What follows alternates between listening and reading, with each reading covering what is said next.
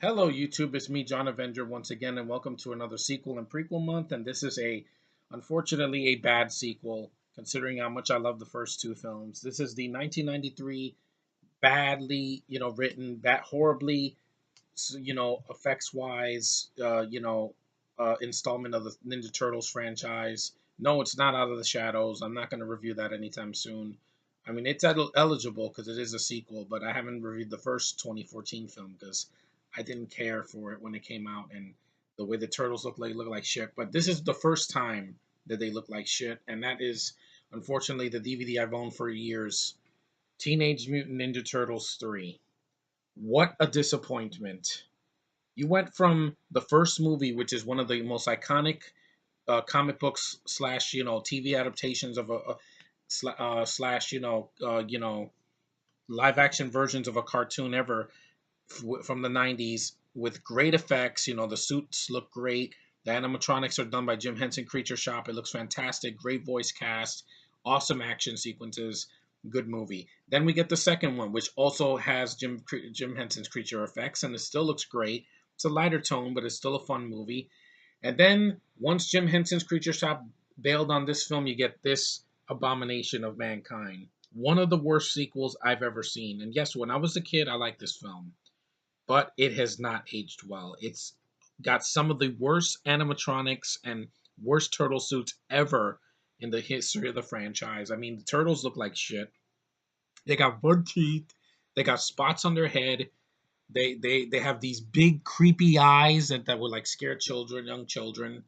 I mean, the film is set in feudal Japan. That could have worked, but there is no Shredder in this movie. There's no Krang. There's no Bebop and Rocksteady. There's nobody from the cartoon in this movie. It's just the Turtles and April and Casey Jones, who makes a decent, return to the franchise, but he doesn't do anything.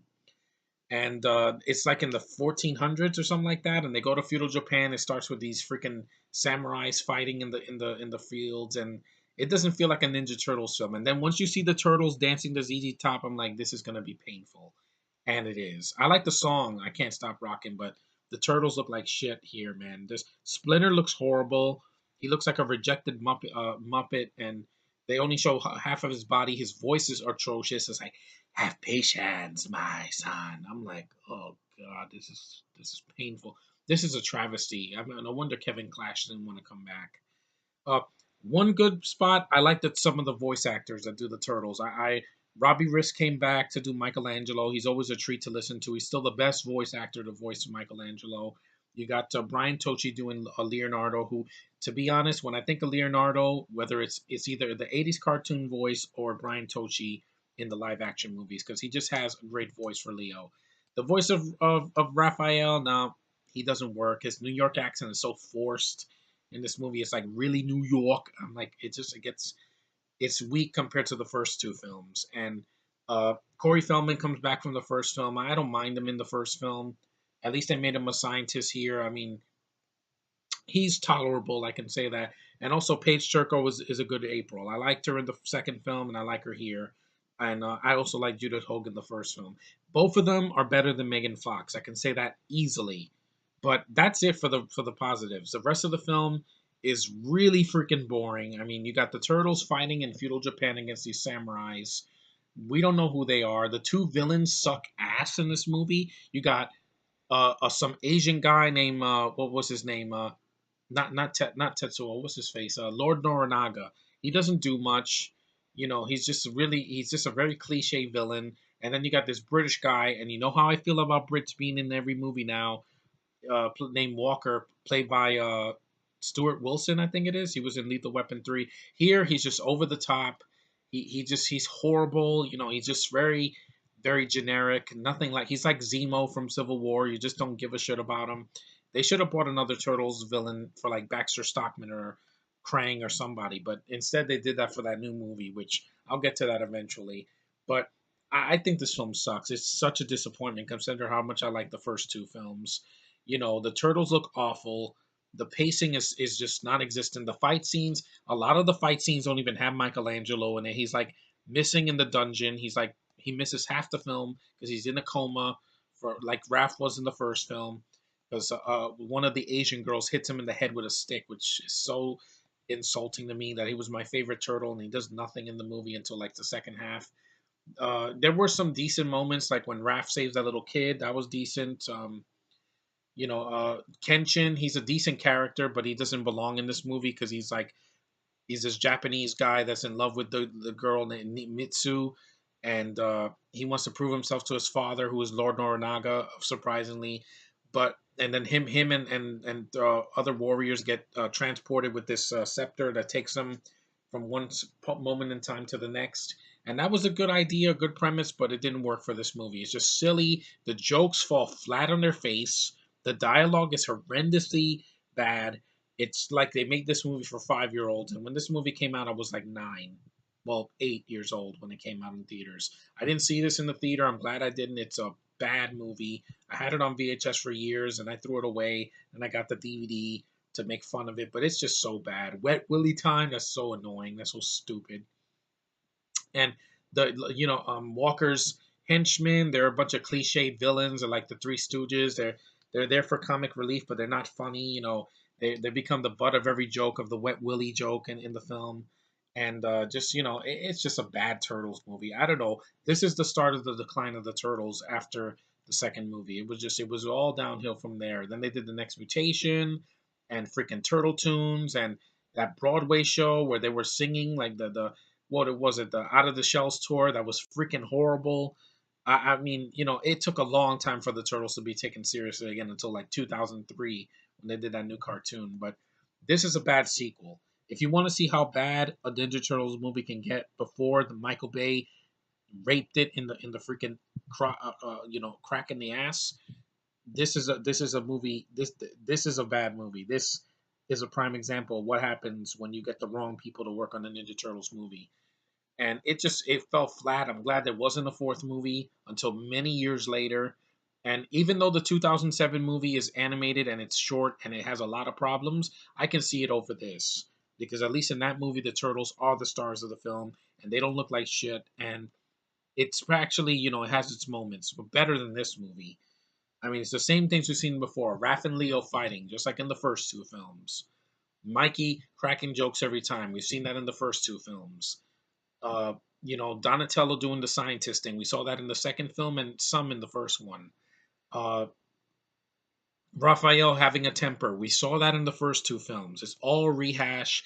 It's not the fight scenes. They're there. They get to use their weapons, but I'm just like, wow, these animatronics suck. And I'm like, I'm not invested in the characters in this movie. It's just really cliche. It's very boring. The way the villain dies, Elias Koteas, who plays Wit, he plays another some British dude in 14 whatever, in feudal Japan, that he uses a dagger to cut this freaking, what's it called, not a crossbow, not a gauntlet, a catapult. It's a catapult that hits a rock right into this freaking thing. Walker falls, and instead of falling into the water and splashing like a normal villain, he just disappears. It goes, ah. It's like he got flushed down a toilet. I'm like, what the hell was that effect for? That was just laughable. When I saw that, I'm like, what was that? It was one of the worst effects I've ever seen in my life. Like the Phantom Menace, people can make fun of Darth Maul dying. That was not as laughable as this. Not even close. I would take Jar Jar Binks for 2 hours than to see Walker falling off a freaking thing, a cliche death that we've seen a million times before and done in such a stupid way. He gets flushed down a toilet. Really, and yeah, this, I know this was before The Mask came out, so I'm not going to say it's a ripoff of The Mask, but that was done better because at least that was a comedy that worked. The Mask, good movie. This is a shitty sequel. This is a sequel that wasn't needed. It could have been a lot better than the second movie, and it wasn't. It was just cliche crap with ugly looking turtles, badly written, badly directed, just one of the most disappointing sequels I've ever seen. I don't even know why I still have this. I should bury it in the ground. It's such a shitty film. It makes me sad because this was the last live action movie until 2014, and that movie is even worse. Because in that, when I saw the trailer for that, I said, "Oh my god, the turtles look like Shrek Hulks." And it looks even worse in this. At least in this movie, there were some decent moments, and there's no Megan Fox. In that one, it's just Megan Fox who cannot act and is not April. I don't buy her. And, Vern and a bunch of freaking stuff from the 80s cartoon.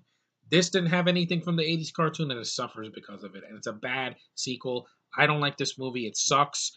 Do not see this film. See the first two films and skip this one. It's one of those sequels like Spy Kids 4 or Son of the Mask. You do not need to waste your time. You can do so much better. I saw a commentary with this on Devolution, and it was better than the movie because they were making fun of like the scene where Mikey saves the little kid. It wasn't Raph, it was Mikey. He saves the little boy Yoshi from a fire, and the look on his face is like it's just laughable. It's just really funny. This movie sucks, man. It's a big disappointment. Showing, a bunch of pop culture references that don't work, and it's just so stupid. But this movie sucks. I really didn't like Ninja Turtles 3. I liked it as a kid. It has not aged well. It's a bad sequel, and it took the Turtles down for many years.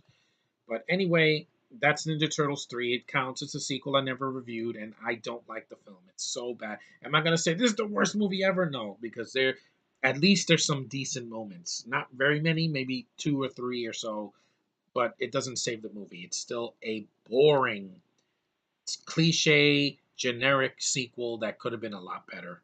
And it wasn't budget either because it had about the same budget as the second one. Oh well. But anyway, thanks for watching, liking, subscribing, commenting. You guys are awesome. I love doing these videos for you guys. I've been reviewing a lot of sequels. I've got some requests here and there, and I'm going to review a lot more.